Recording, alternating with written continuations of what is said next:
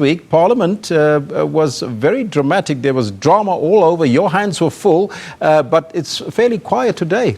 Talk to me about that last week. Well, what can we say about last week? I mean, last week was probably one of the weeks that I will remember.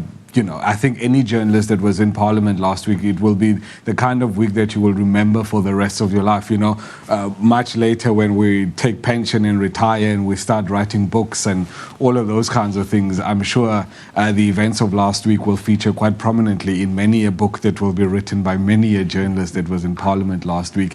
But thankfully, this week it started off relatively quiet, and we are to some extent very grateful to, get back to the business of Parliament.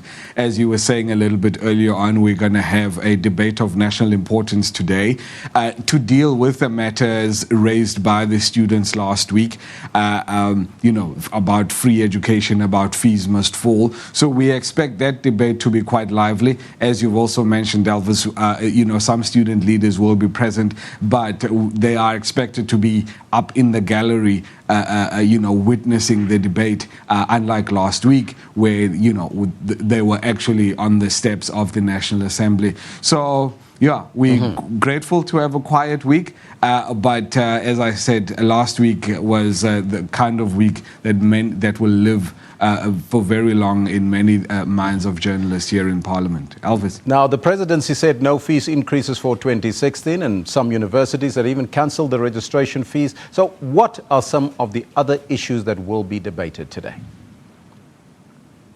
Elvis, I think very crucially is how then do we, as a country, take the fee increases a step further towards free education.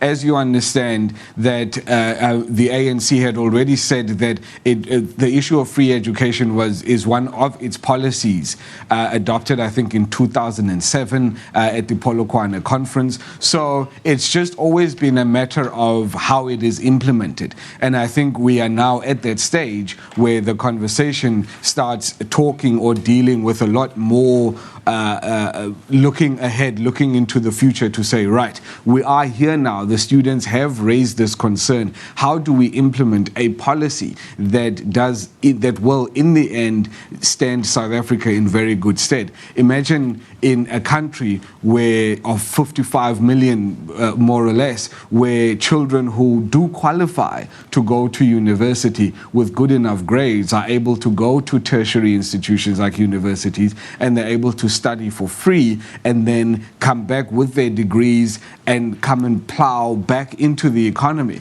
It's close to nirvana, I would reckon, for our economy, for our country as well. Elvis. Now, the hashtag Fees Must Fall campaign also caused some tensions within the tripartite alliance, ANC and SACP alliance. Is Blade Nzimande under pressure and likely to come under criticism in Parliament today, you think?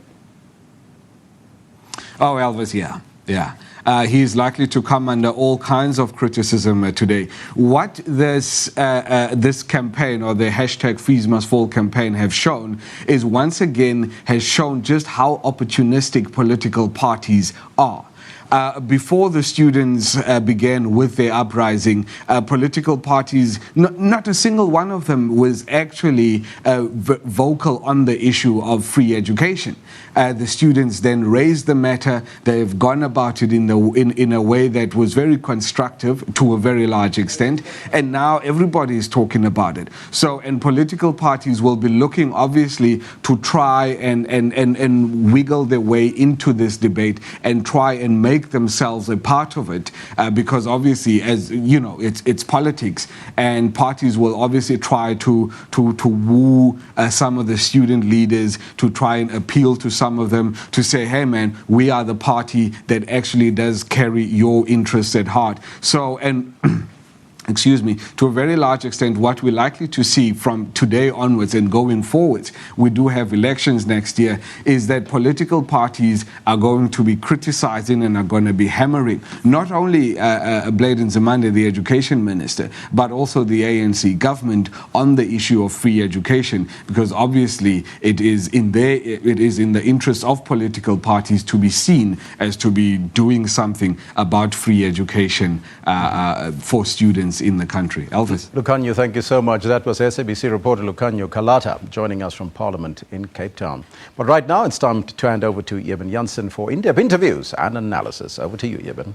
Yeah, thanks, Elvis. Nice update there. Elvis will be back with us at the top of the next hour to give us a complete update as to what is happening around the campuses here in South Africa.